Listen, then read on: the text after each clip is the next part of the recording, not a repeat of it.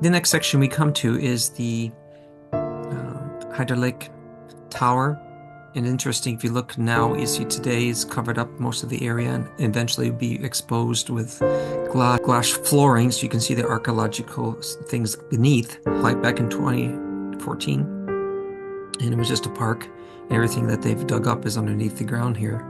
So in my recent walk there, I think 2 years ago in 2022, I could see the hammam area that was under there near, and then also another area that seems like an underground tomb or something of importance, especially with all the white stone marble. That this could be possibly one of the places that had a tomb nearby.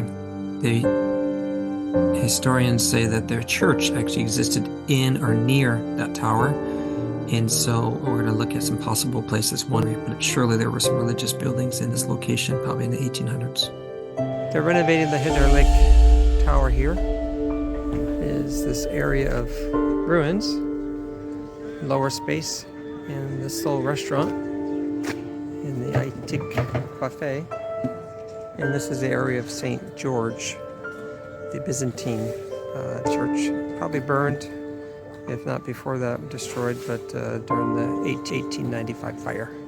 So we're going to search this area, see if we find anything.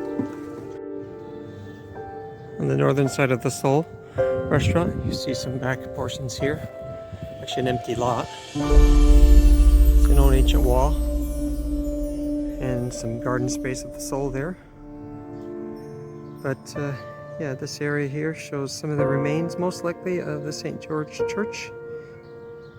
At least the space of where that used to be, which I assume was a Byzantine church or a mid 11th, 12th, 13th, 14th century church. But we're still searching when exactly was this church around. I assume because of the towers from earlier period that this church also was from the earlier period.